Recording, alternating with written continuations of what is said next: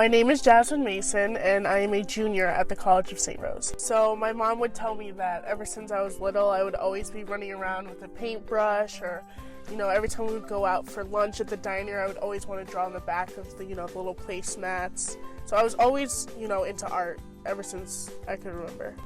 So before I came to college, I gave it a lot of thought, and I realized that I wanted to pursue art because it's something that I've always been passionate about. So at first I would have my doubts, like maybe I should go into a different field, try to make more money and do something that's more stable, I guess, as a job. But after thinking it over, I realized I want to do what I love instead.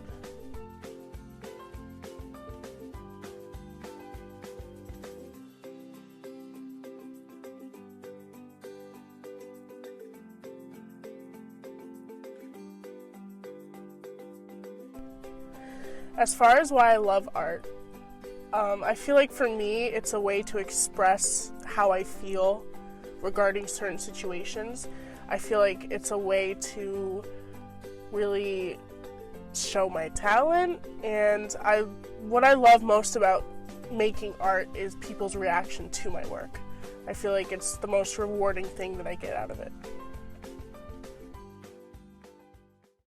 So the topic of my work is basically on racism, police brutality, and mass violence in society today. I had actually interviewed professors here at the College of St. Rose about their opinions on racial diversity among the faculty. The questions that I asked were, do you believe that the faculty here at the College of St. Rose is racially diverse? And then I asked, do you believe it's important to have racial diversity among the faculty? Why or why not? These questions I felt were really important to ask because it's interesting to see the different viewpoints of your own professors that you see day to day. So this piece that I made about my brother was the first piece I actually dedicated to my personal life. I never really took art into my personal life, so this was a new experience for me. So the piece is basically about how I fear for him growing up as an African American male in society.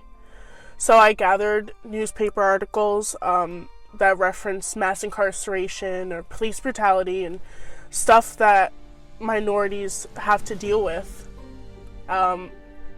in the world. After I gathered these articles, I drew images of my brother that were actually referenced from photographs that were taken of him throughout the different stages of his life.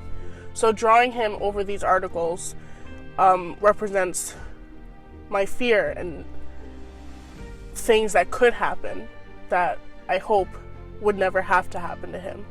And it just shows that, I guess, how I feel knowing that there's nothing that he could really do about it because we're constantly judged and punished for the color of our skin, which I feel is not right at all. One moment that I could really remember was my freshman year, where my screen printing professor had actually cried when she saw my final project. In my screen printing 1 class, this was the first class I had taken, introduced to screen printing, and I wasn't sure if I was really going to enjoy it or if I would pursue it. So when I completed my final project for police brutality, it was really like liberating almost to finish it. I felt like it needed to be done, and since then I've continued focusing on this topic. So during critique, we have critiques where we look at everybody's work and give feedback. I was actually surprised to see that my professor had started crying. She said that it was a very beautiful, powerful piece.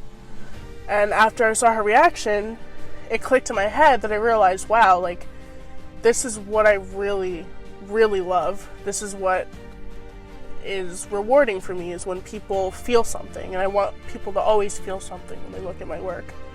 And I guess I would say that that's really one of the main goals that I have when making it.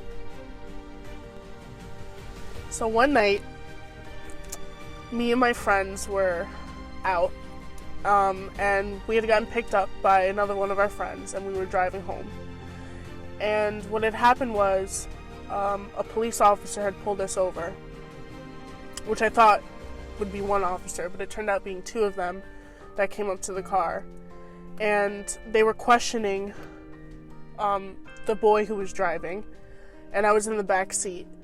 And even though nothing was directed towards me, I felt so much fear. And as the police officers continued questioning the driver, I had completely just started to lose it, and I began crying.